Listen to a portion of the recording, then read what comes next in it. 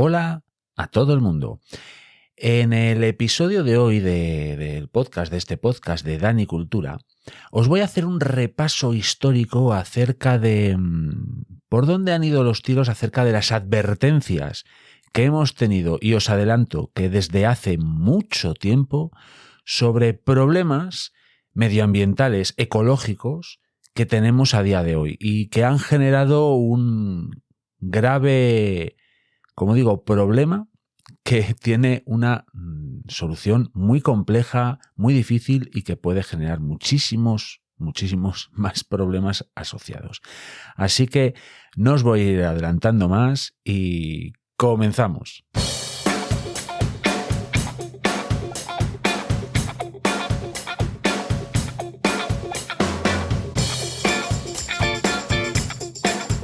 Hola a todo el mundo, bienvenido, bienvenida a Dani Cultura.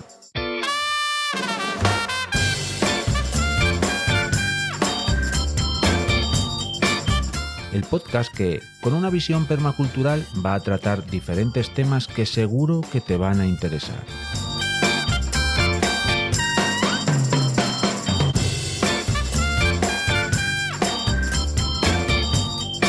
El proyecto nace en un canal de YouTube del mismo nombre. Te invito a que te suscribas.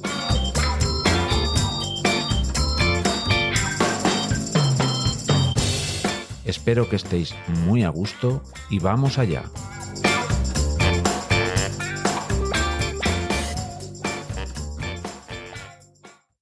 Hola a todo el mundo, amigos y amigas. Estaba yo una mañana de domingo plácidamente buscando algo interesante que escuchar, algún programa de radio, algún podcast, cosas así. Me gustan mucho tanto los podcasts como la clásica radio porque mientras hago una y mil cosas puedo escuchar desde entrevistas, alguna formación interesante. Bueno, los y las que estáis escuchando esto evidentemente conocéis las bondades de estos medios de comunicación y heme aquí haciendo uno. Espero que os resulte interesante, por cierto. La cuestión es que en esa búsqueda de algo que echarme a los oídos, encontré un seminario en el que participaba una mujer a la que yo, siempre que ella habla, escucho con muchísima atención. Era un seminario de acción contra el odio y esta maravillosa persona, esta increíble mujer, es un referente para mí y para una corriente de pensamiento en la que mi manera de pensar encaja a la perfección. Dicha corriente de pensamiento es el ecofeminismo y esta mujer, referente del mismo a nivel mundial, es Yayo Herrero. Hoy no vengo a hablar de ella ni del ecofeminismo en concreto, aunque llegará el momento. Está en mi agenda, de hecho. Hay que esperar. La cuestión es que Yayo estaba hablando de esa manera pausada, estructurada y con muchísimo fundamento con la que ella normalmente habla y que la caracteriza, y empezó a nombrar a una serie de personas que me llamaron muchísimo la atención y sobre las que empecé a indagar. A nada que empezó a llegar la información a mi cerebro, de manera inmediata pensé, aquí hay un enorme tema de conversación. Y aquí estoy yo, creando contenido acerca de las alertas que teníamos sobre la emergencia climática y social que tenemos, pero que nunca hicimos caso como sociedad. Y puedo aseguraros, como veréis a lo largo de este episodio, que esas alertas ya las conocíamos hace muchísimo tiempo. Lo primero que quiero contaros son cosas que me van pasando a mí en mi día a día desde que arranqué con este proyecto de divulgación. Comencé con la idea clara de contaros qué y cómo hacía yo las cosas en mi huerto. Sobre todo en el canal del YouTube es donde hablo de estos asuntos. Y cómo me gusta. Realmente, en cuanto descubres y reconectas con este asunto de hacer huerta, te das cuenta de muchas cosas. Una es lo desconectados y desconectadas que estamos de la naturaleza, muchas y muchos. Y precisamente una de las cosas que percibes de manera constante mientras estás con las manos metidas dentro del suelo de tu huerta es lo absolutamente relacionado que está este asunto de la horticultura familiar, por así decirlo, con la naturaleza y el medio ambiente. De hecho, es absolutamente innegable que el ser humano es naturaleza, con lo que todo lo que hacemos tiene una relación con nuestro entorno, con el medio, con el ecosistema. La conclusión rápida es que si nuestras prácticas son nocivas, el medio ambiente recibirá una influencia negativa y nefasta. Y por contra, si nuestras prácticas y nuestro influjo son pues beneficiosos, el medio ambiente se verá beneficiado o al menos no se verá afectado de manera negativa. Esto creo que es evidente. Esto impregnó rápidamente mi canal del YouTube y los contenidos en los que hablaba y hablo sobre el medio ambiente, la naturaleza y temas parecidos, pues bueno, no tardaron en aparecer. Me parece una evolución natural y orgánica de la temática, muy influenciada, o influenciado todo ello, evidentemente, por mi manera de pensar y de hacer. Teniendo en cuenta los tiempos que nos están tocando vivir, las menciones al cambio climático, este cambio climático de origen antropológico que estamos viviendo, surgieron igualmente de manera muy natural y orgánica. Y ahí es donde una gran sorpresa llamó mi atención. En un pequeño y modesto canal como es Danicultura, ¿cómo era y es posible que cada vez que mencionaba y menciono algo relacionado con el cambio climático, una piara de trolls y perfiles negacionistas del cambio climático acudieran raudos y veloces a llenar con comentarios llenos de odio e ignorancia esos contenidos? ¿Cómo era esto posible? Lleno de sorpresa y, ¿para qué os voy a engañar?, un poco de tristeza e incluso algo de vergüenza ajena, porque menudos comentarios más penosos, comencé a investigar por qué ocurría tal cosa y comprobé cómo un ejército de bots del negacionismo y del fascismo más descarado andan peinando la red para enmarañar, confundir y ensuciar todo lo referente a contenidos sobre el cambio climático o contenidos en los que se proponen alternativas ecosociales a nuestro actual modelo turbocapitalista y cosas por el estilo. He llegado a vivir una situación muy cómica en la que, ante un comentario en el que sencillamente decía que tenía calor, un torpe bot interpretó que en ese comentario se hablaba del cambio climático. En fin, hay cosas realmente muy bizarras. Yo en este tipo de cosas las llevo bastante bien porque no pierdo el tiempo en discutir estos asuntos y, de hecho, os propongo un ejercicio. A la publicación de este contenido observaréis cómo habrá comentarios bastante feos de perfiles negacionistas. Os lo garantizo. Pero puede que no los lleguéis a ver porque no me tiembla el pulso a la hora de silenciar, bloquear, etcétera, etcétera, etcétera. ¿Por qué os hablo de todo esto?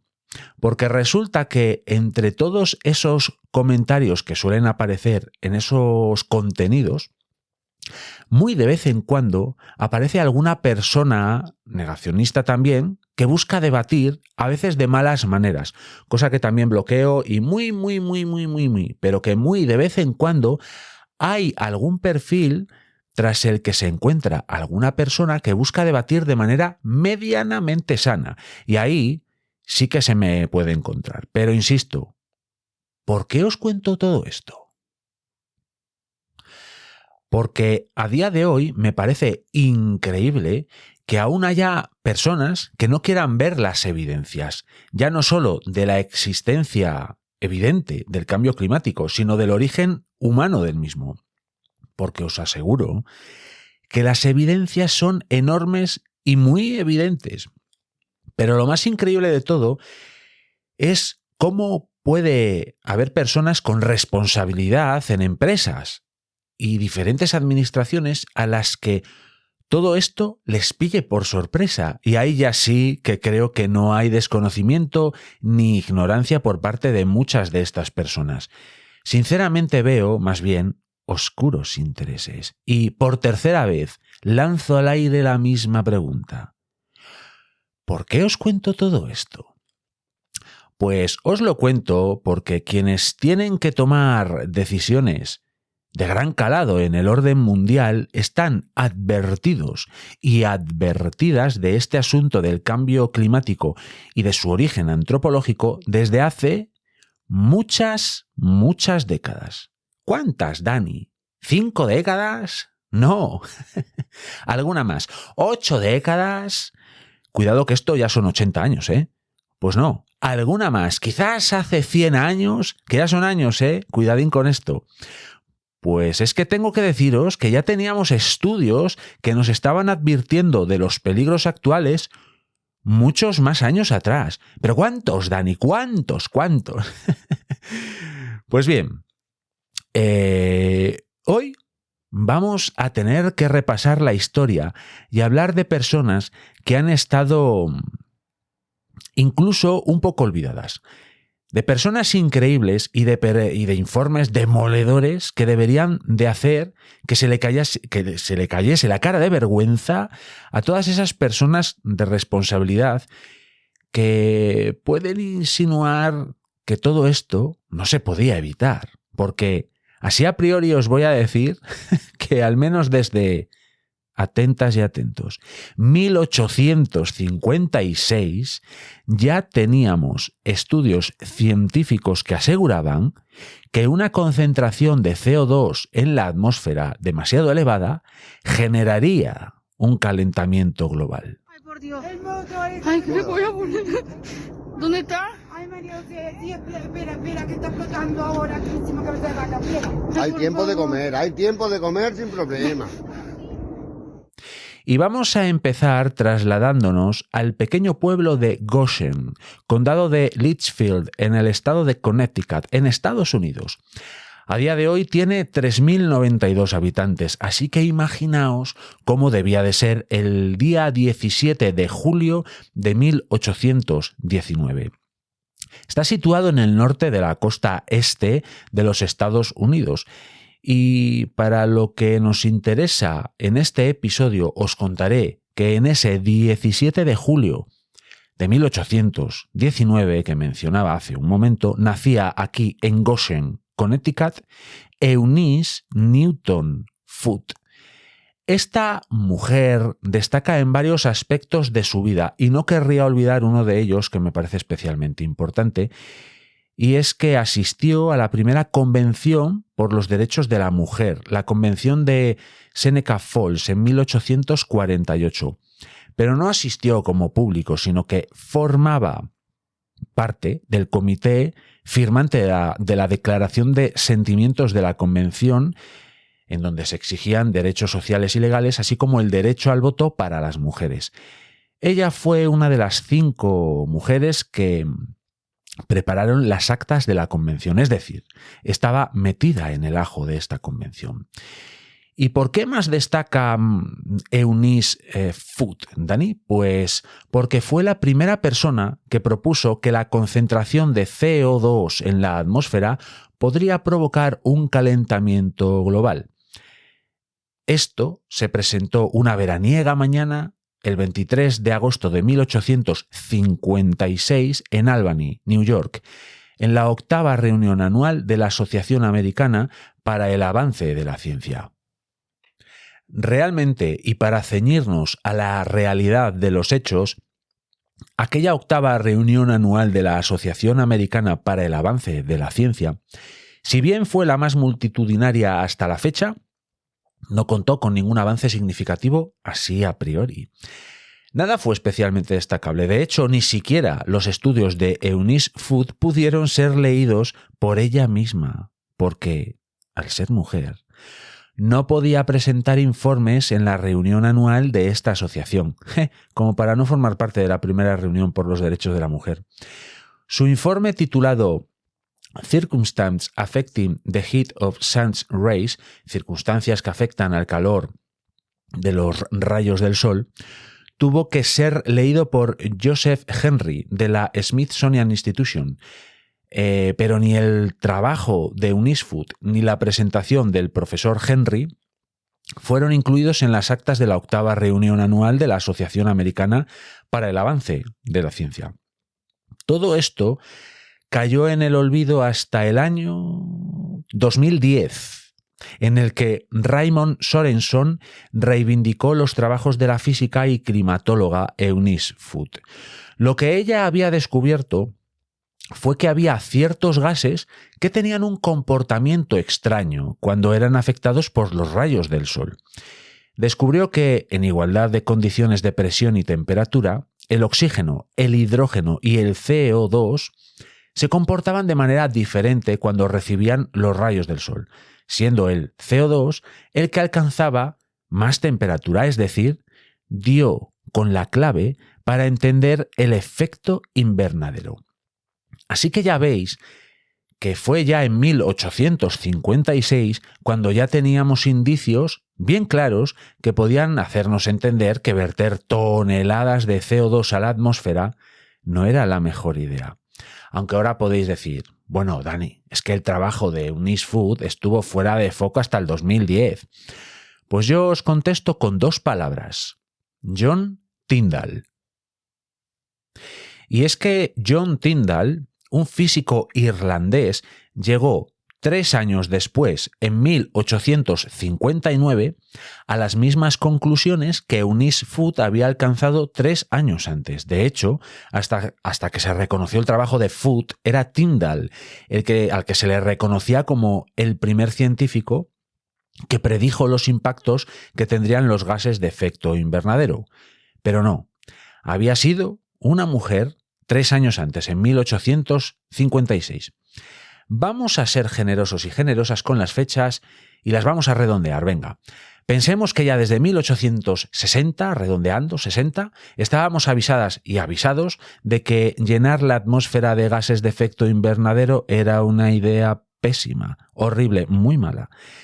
Calentaban el planeta. Podríamos decir que aquí es donde tenemos el primer aviso, la primera evidencia del peligro que podrían suponer estos gases de efecto invernadero.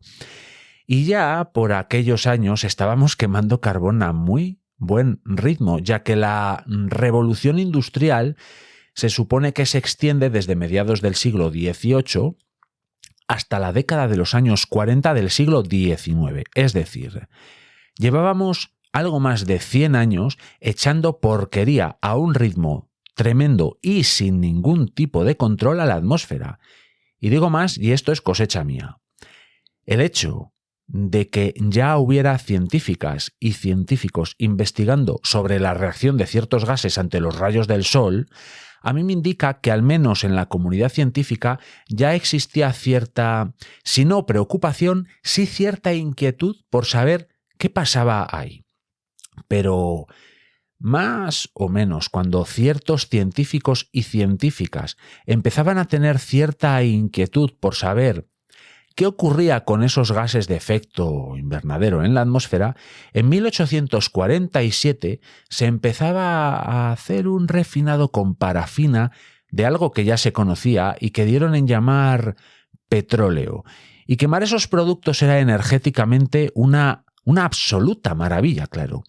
En muy poco espacio, fácilmente almacenable y transportable y sin prácticamente nada de pérdida de volumen por evaporación, teníamos, y de hecho tenemos, unos productos que generan tal energía que la vida del ser humano a partir de entonces cambió para siempre. Y también cambió para siempre nuestro planeta, y cambió a peor. Hola, Jet. ¿Qué quieres?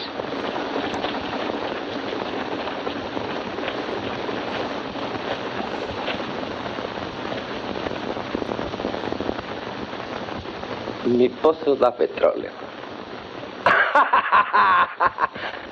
Bien. Vaya, eso es estupendo.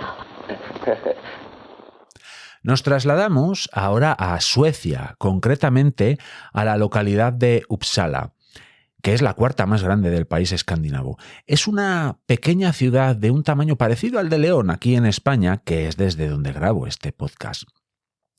Y lo que ocurre allí, y que es relevante para el objeto de este episodio, sucedió el 19 de febrero de 1859 y fue que Svante Gustav Arrhenius y Carolina Christina Thunberg tuvieron un hijo, que dicho así, no es que suponga mucho.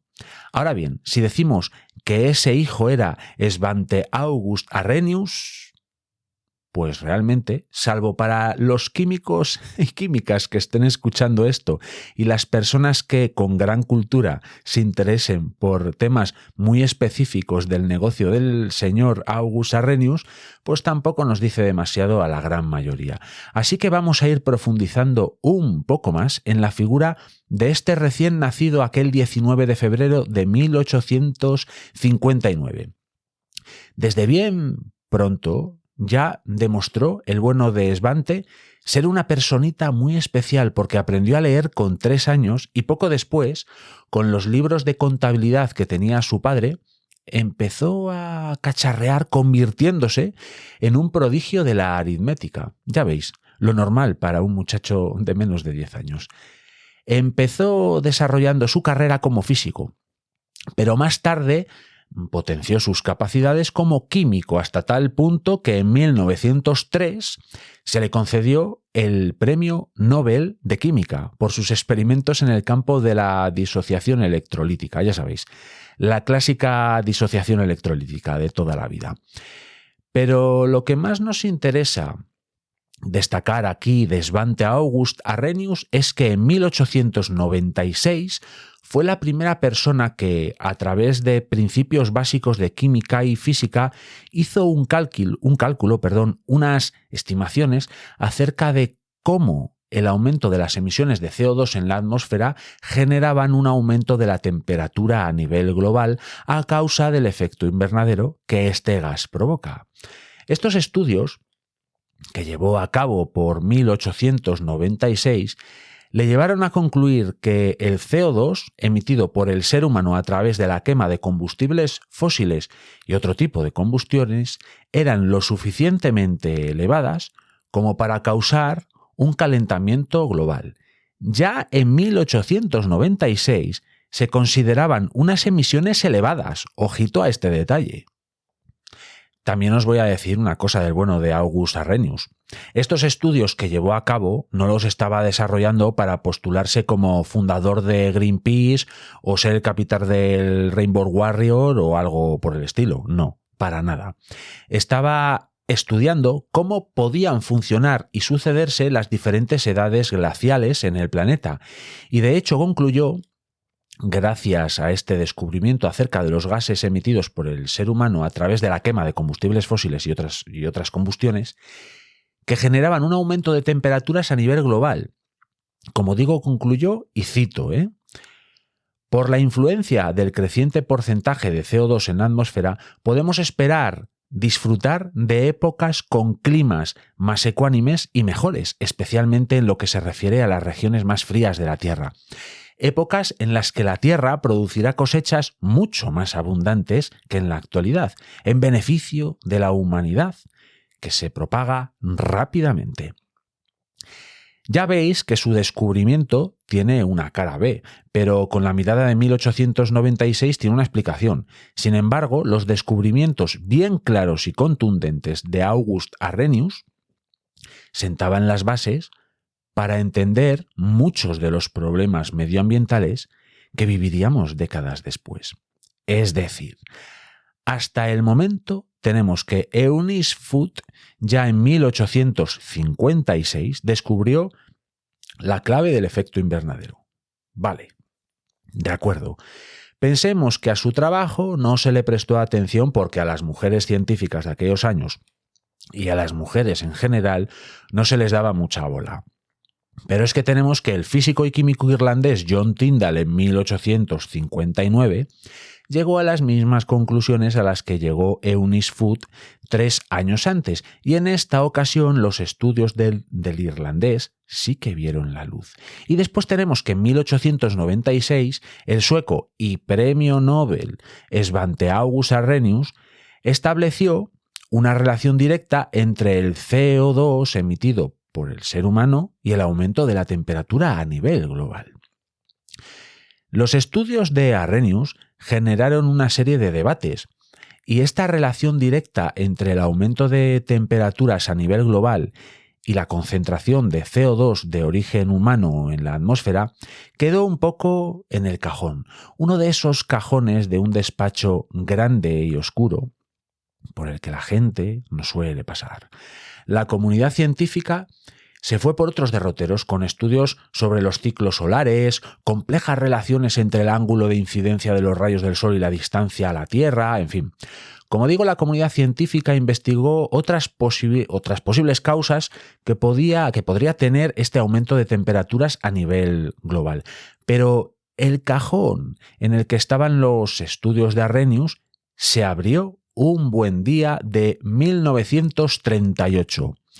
Alguien pasó por ese despacho grande y oscuro, y quien pasó por ahí fue un ingeniero británico llamado Guy Stewart Calendar. Este ingeniero, Calendar, evidenció que la temperatura a nivel global y el de CO2 en la atmósfera habían estado aumentando en el último siglo, y esto lo demostró a través de mediciones electroscópicas. Esto es, la relación que existe entre la radiación electromagnética y la materia. Con estas mediciones se mostraba cómo el CO2 absorbía radiaciones infrarrojas en la atmósfera, y de hecho, a este ingeniero británico llamado Guy Stewart Calendar, todo esto le parecía algo positivo, ya que la evidencia de que la temperatura a nivel global estaba aumentando podía evitar una nueva era glacial. El estudio de Calendar nuevamente se metió en otro cajón perdido, en un despacho aún más perdido.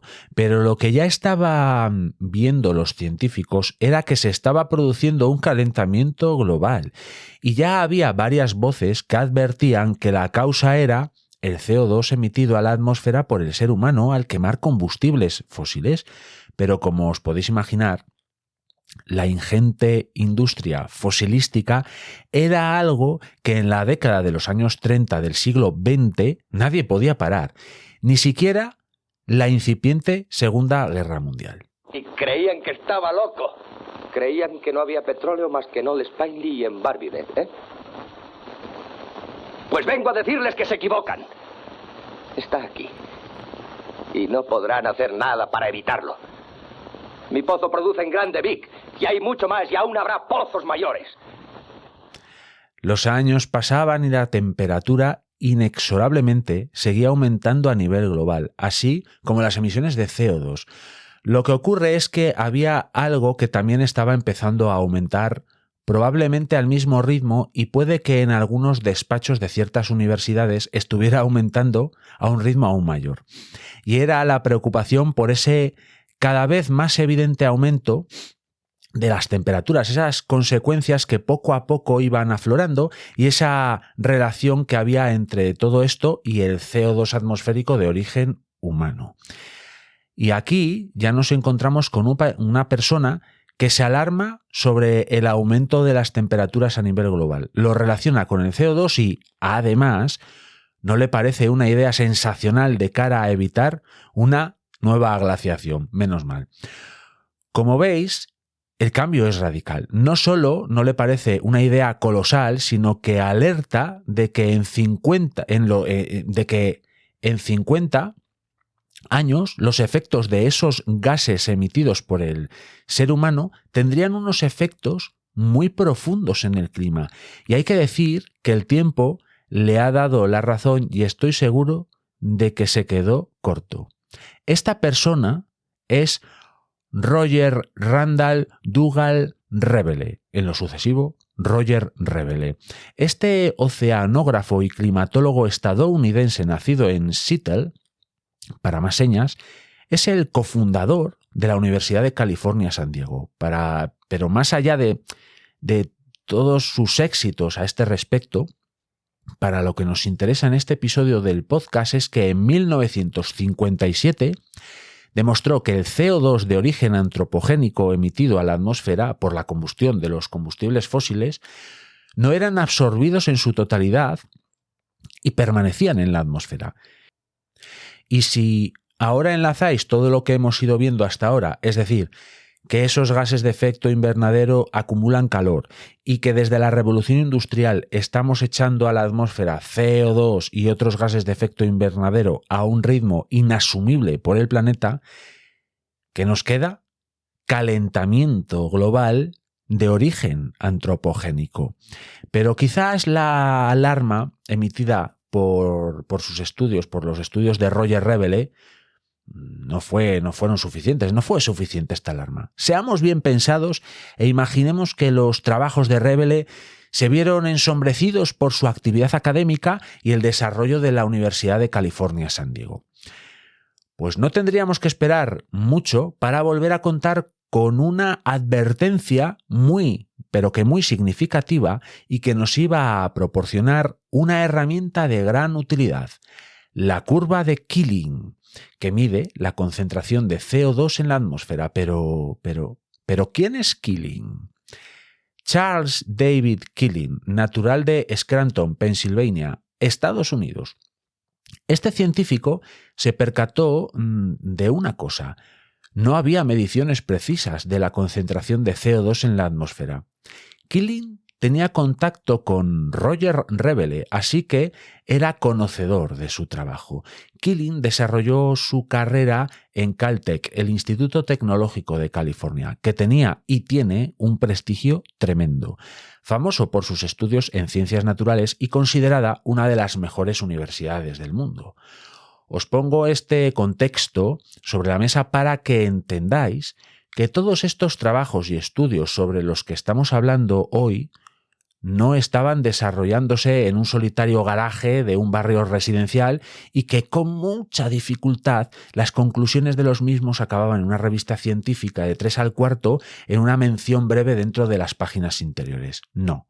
Todos estos trabajos, todos estos estudios tenían repercusión. Así que fue allí en Caltech donde Killing desarrolló un instrumento de medición de la proporción de CO2 atmosférico, y las primeras mediciones tuvieron lugar en 1958 en el tejado de Caltech. Quizás este no era el mejor lugar para tomar estas mediciones de CO2, ya que podrían verse alteradas por la polución local, pero para esto había una solución. La mejor solución sería encontrar un cielo lo suficientemente puro como para que las mediciones de CO2 tomadas con el instrumento creado por Killing fueran concluyentes y precisas. Y ese cielo estaba en el Mauna Loa, en Hawái, a 3.000 metros sobre el nivel del mar. ¿Y sabéis quién aportó fondos para construir una base apropiada allí? Pues Roger Revele, a través del Instituto Scripps de Oceanografía. ¿Coincidencia? Pues yo no lo creo. Así que Killing comenzó a tomar muestras en aquella base y descubrió varios patrones estacionales. Observó que desde primavera hasta mediados de verano la concentración de CO2 descendía debido a que en el hemisferio norte había más tierra emergida y por tanto más plantas, las cuales absorben CO2. Ya en 1961 Killing proporcionó datos precisos que mostraban un aumento constante de los niveles de CO2 y gracias a todos estos datos y todos estos patrones pudo elaborar la curva de Killing. Esta curva y los datos muestreados por el instrumento de medición de la concentración de CO2 atmosférico fueron utilizados por el Comité Asesor Científico del presidente Johnson para advertir a todo un presidente de los Estados Unidos ya en 1965 que los gases de efecto invernadero eran un peligro y que hacían que la temperatura del planeta aumentara. ¿Tenéis curiosidad por saber qué datos registró Killing allá por 1958? Pues aquí estoy yo para satisfacer esa curiosidad. En 1958, la concentración de CO2 en la atmósfera era de 315 partes por millón. Dicho así sin contexto, pues puede que os haga quedar igual que antes. Pero también puedo ofreceros contexto, claro que sí. En 1750, año que se considera preindustrial, se ha estimado que la concentración de CO2 en la atmósfera era de 280 partes por millón. Pero, ¿y a día de hoy? ¿Qué concentración de CO2 habrá en la atmósfera? La última medición que he encontrado es de enero del año 2025, y estoy grabando esto en marzo. Y el dato, en marzo del 2025, y el dato es de 427 partes por millón. Estos datos los he obtenido sin necesidad de tener que sobornar a nadie en un alejado callejón. No. Son datos que aparecen en la página web de la NASA. Os invito a que le echéis una ojeada y comprobéis cómo el aumento de CO2 en la atmósfera está totalmente ligado a la actividad humana. No hay ninguna duda. Quien emita dudas a este respecto lo hace de una manera torticera. Después de lo visto hasta ahora, ¿creéis que no estábamos avisadas y avisados de que nos estábamos cargando el planeta? Y recordad que en 1965 ya estaban avisando al presidente de los Estados Unidos de que los gases de efecto invernadero eran peligrosos. Todo eso ya se sabía. Pero sigamos siendo bien pensados y bien pensadas y creamos que los principales mandatarios mundiales, dentro de los cuales incluyo a los propietarios y dirigentes de las principales empresas del planeta, no podían ni tan siquiera imaginar la verdadera evolución que todo lo que le estábamos haciendo al planeta podría traer consigo. Pues repasemos lo que ocurrió en los convulsos años de la crisis del petróleo de los años 70 del pasado siglo. Verdadero primer petardeo que ha experimentado nuestro actual sistema, porque desde entonces el mundo ha cambiado para siempre.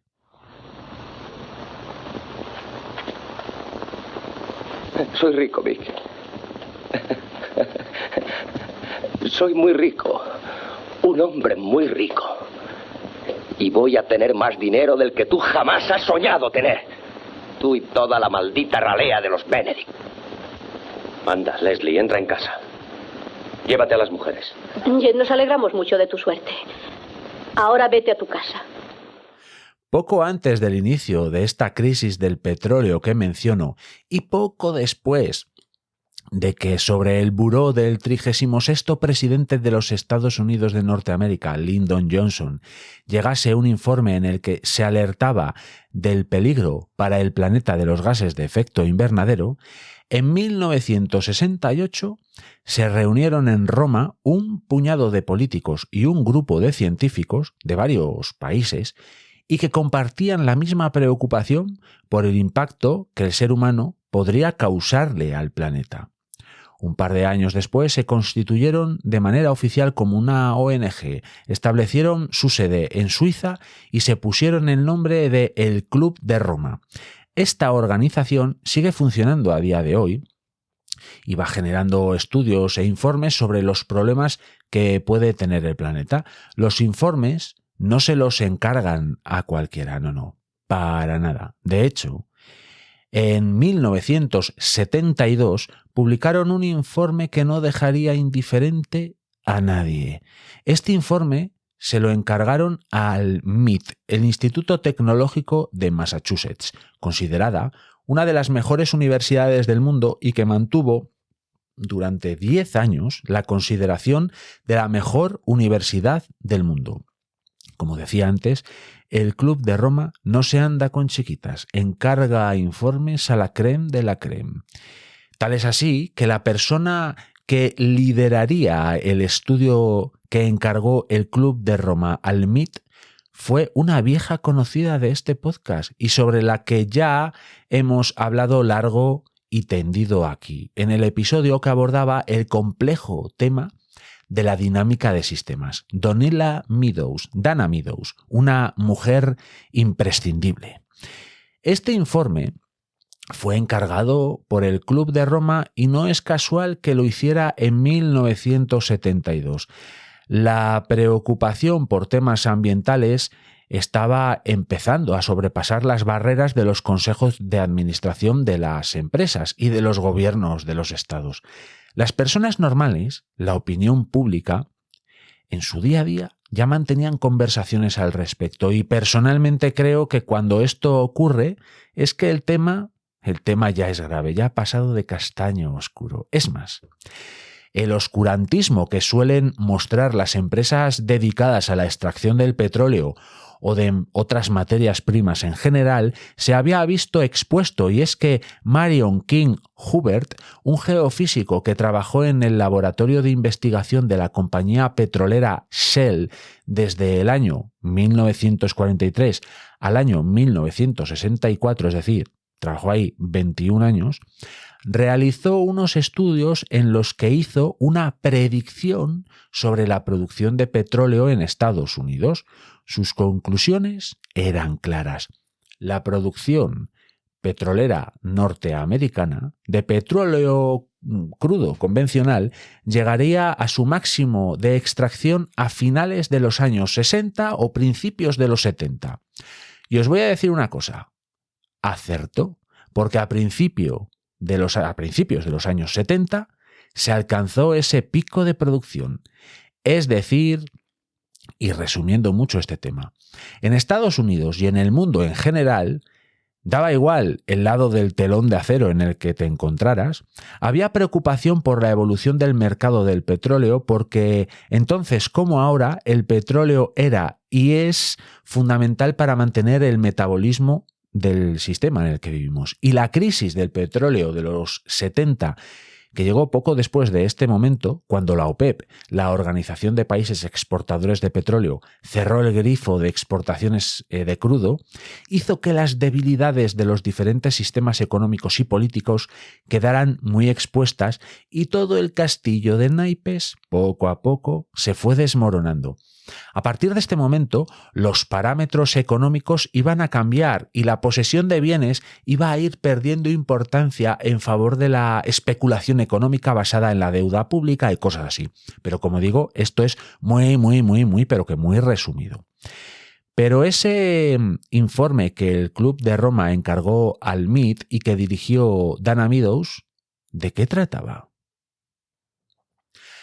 Para que os vayáis haciendo una idea, os voy a decir cómo se llamó. The Limits to Growth, o lo que viene siendo lo mismo pero en castellano, los límites del crecimiento. Creo que el título que se escogió para este informe es perfecto porque es lo suficientemente expeditivo y disruptivo como para llamar la atención de la opinión pública, de la opinión publicada y de todas las opiniones. Y es que el contexto es importantísimo para entender la relevancia de este trabajo. Este trabajo que antes dije que se encargó en 1972. No, se encargó en el 71, se publicó en el 72. Pensad que en 1972, que como digo fue cuando se publicó, la idea de crecer indefinidamente se daba por supuesta. Ninguna o pocas personas de la población en general podían comprender que nuestras acciones pudieran tener un impacto tan abrupto en las condiciones ambientales y sociales del planeta a nivel global. La idea general era que si en 1972 te comprabas un coche de 100 caballos y una tele de 25 pulgadas, la evolución normal de la vida para la mentalidad de los años 70 era que en el año, por ejemplo, 2002, seguramente tu coche tuviera 300 caballos y que, por supuesto, lo más seguro era que volase. Tu tele tendría 87 pulgadas y que además las vacaciones las pasarías en la luna. Evidentemente podrías ir hasta allí, a tu segunda residencia lunar, en tu coche volador. Doc, ¿no hay bastante carretera para alcanzar los 140 kilómetros por hora? ¿Carretera? ¿A dónde vamos? No necesitamos carreteras.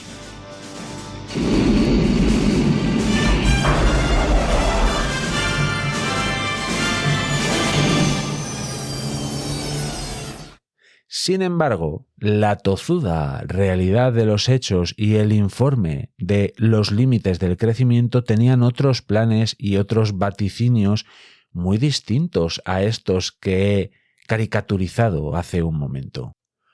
Por un lado, la crisis del petróleo de 1973, sobre la que no voy a profundizar mucho, ya que daría para hablar un día entero, hizo que el precio del barril de crudo a partir de 1974 cuadruplicara su precio. Nunca más el barril de petróleo sería irrisoriamente barato. Esto hizo que todos los países del planeta tomaran medidas que iban desde imponer límites de velocidad estrictos para que los vehículos consumieran menos, una investigación muy potente para optimizar el consumo de petróleo y sus derivados en todos los ámbitos de la vida habidos y por haber, incluso el cambio de la hora de verano y de invierno. ¿O por qué pensabais que se cambiaba la hora? El sueño de ir a pasar las vacaciones a la luna a los mandos de nuestro coche volador se esfumaban. Esto en lo que se refiere a la tozuda realidad de los hechos, pero claro, ¿qué nos decía en el informe este de los límites del crecimiento? Seguramente muchas y muchos que estáis escuchando esto ya lo conocéis, pero si no es el caso, sujetaros a lo más firme que tengáis cerca, porque este informe publicado en 1972 es un cartucho de la dinamita más potente en los cimientos de todo el sistema de la humanidad, de nuestra civilización. Y os voy a adelantar una cosa. Ha acertado en todas y cada una de las predicciones que ha dado. La conclusión del informe no puede ser más clara. Dice así: si el actual incremento de la población mundial, la industrialización, la contaminación, la producción de alimentos y la explotación de los recursos naturales se mantiene sin variación, alcanzará los límites absolutos de crecimiento en la Tierra durante los próximos 100 años. Esta es la conclusión. También aporta otras sentencias que, de evidentes, da vergüenza el pensar cómo hemos ido gestionando nuestro entorno a lo largo de los últimos 200 años. El informe dice también: en un planeta limitado, las dinámicas de crecimiento exponencial en población y producción per cápita no son sostenibles. El informe venía y viene a demostrar científicamente que en un mundo finito de recursos limitados no se podía ni se puede crecer de manera infinita. Para la elaboración del informe del que estamos hablando, se utilizó un primitivo programa informático basado en la dinámica de sistemas, tema sobre el que ya hemos hablado en este podcast. Los más suspicaces podrán decir que, como era un programa informático muy primitivo, pues sus conclusiones eran erróneas. Yo respondo a esto usando el mismo argumento. Siendo un programa informático muy primitivo, el asunto es que el informe de los límites del crecimiento ha acertado mucho. Este programa informático se llamaba el World 3 y, como digo, se basaba en la dinámica de sistemas de Dana Meadows. Se proponían 3 escenarios. En el primero, literalmente la humanidad no hacía nada para evitar los daños ambientales. Escenario 0 o business as usual. La humanidad sigue creciendo sin límites y consumiendo en todos los ámbitos de la vida sin control. Pues en este escenario, el planeta se sobrecalentaría y colapsaría en pocas décadas bajo la presión industrial y la falta de alimentos para la población mundial. Ni que decir tiene lo que le pasaría a las demás formas de vida con las que compartimos planeta, claro. La destrucción de la biodiversidad es cataclísmica y además pone fechas a todo esto, las primeras décadas del siglo XXI. Vaya, está usted muy guapa, señora. Siempre lo ha estado. Siempre he dicho que estaba para comérsela. Quieto, Vic. Vic, quieto, ten calma. Vamos, déjale. No te pongas así, Ya Vic. tiene bastante. Eres muy sensible. Y un poco quisquilloso.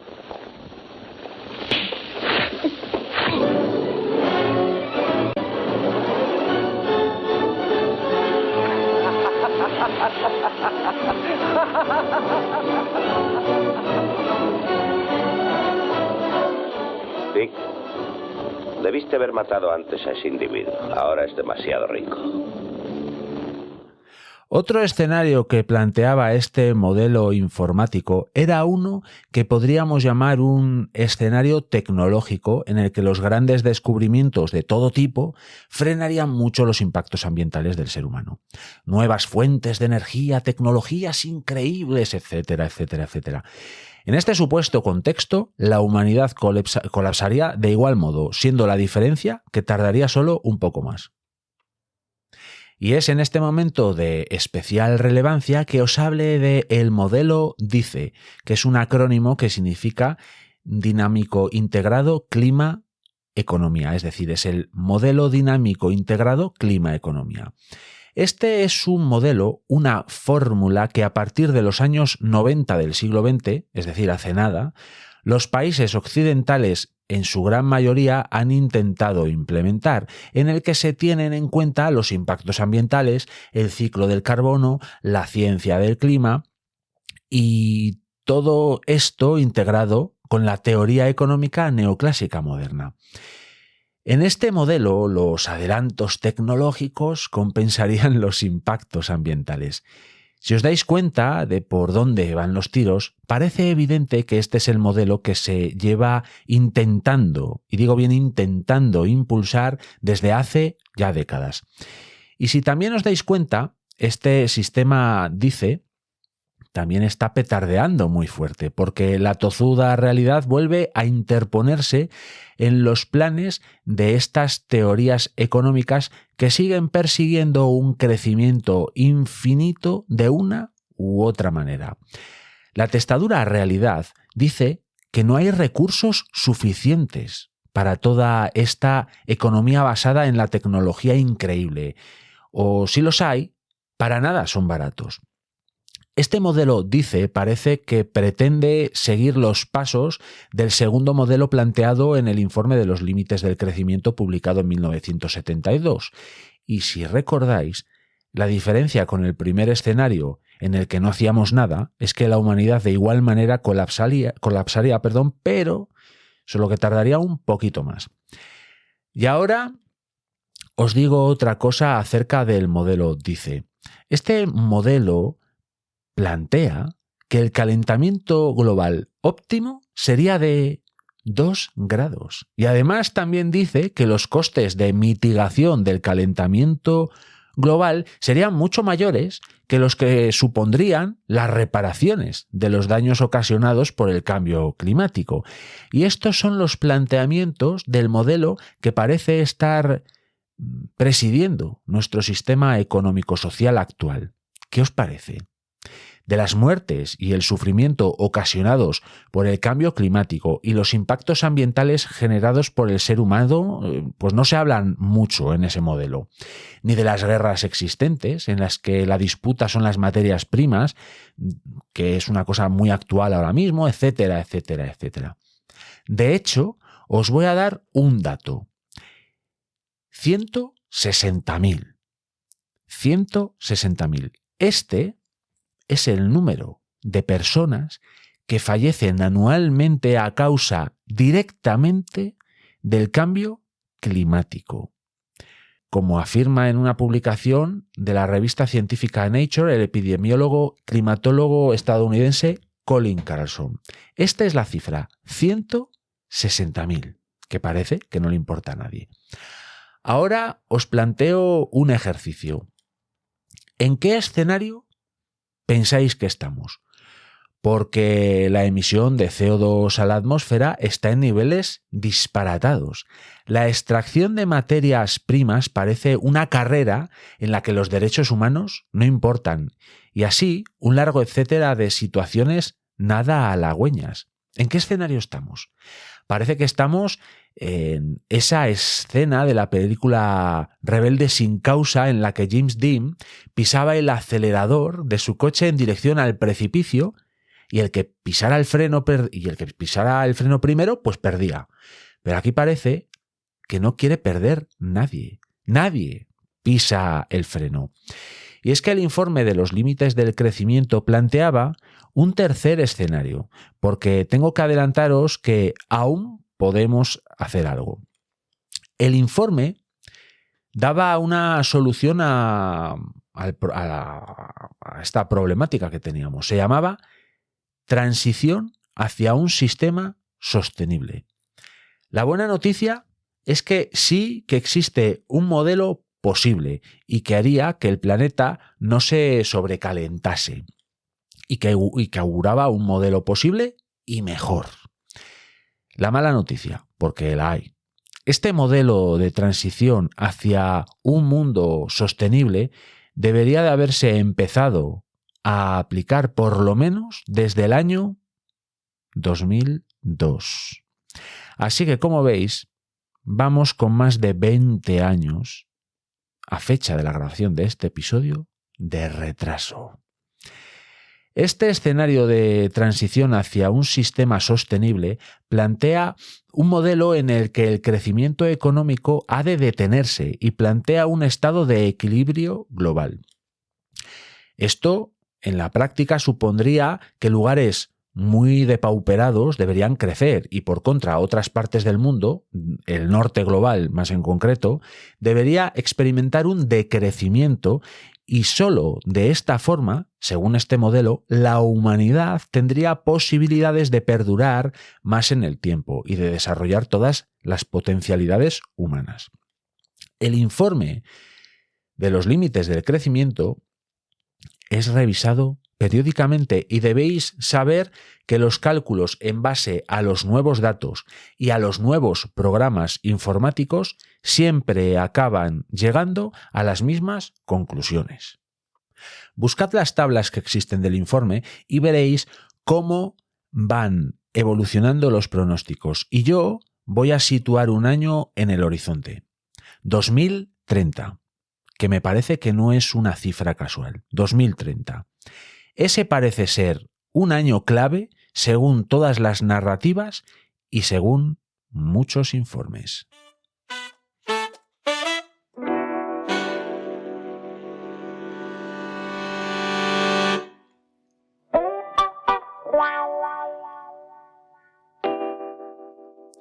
La conclusión de toda esta exposición que os he hecho es que estamos en una situación que podríamos decir que es crítica y que a esta situación hemos llegado a sabiendas de muchas personas, de muchas instituciones y de muchos poderes económicos, y nada ha importado más allá del beneficio económico de unos pocos. Todas las señales de alarma que advertían de una forma u otra del problema en el que nos vemos ahora fueron metidas dentro de un oscuro cajón de un apartado despacho que nadie pisa para nada. Incluso el informe de los límites del crecimiento, más allá del primer impacto que tuvo, porque lo tuvo y muy importante, también fue metido en ese cajón oscuro de ese despacho olvidado.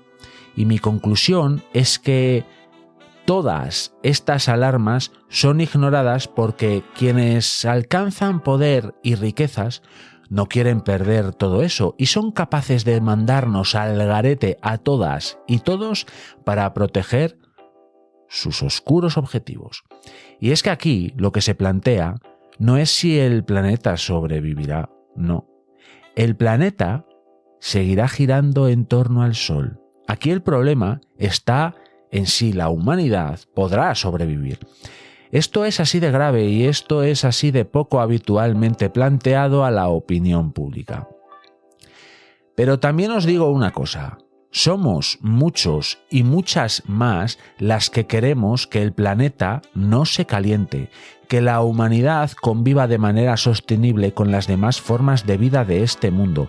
Y somos muchos y muchas más las que viviríamos mucho más felices en un mundo regido por un modelo de transición hacia un sistema sostenible. Ahora nos toca a todas y a todos que nuestros actos vayan en esa dirección. Y podemos hacer mucho más de lo que nos quieren hacer creer. Hay que pasar a la acción.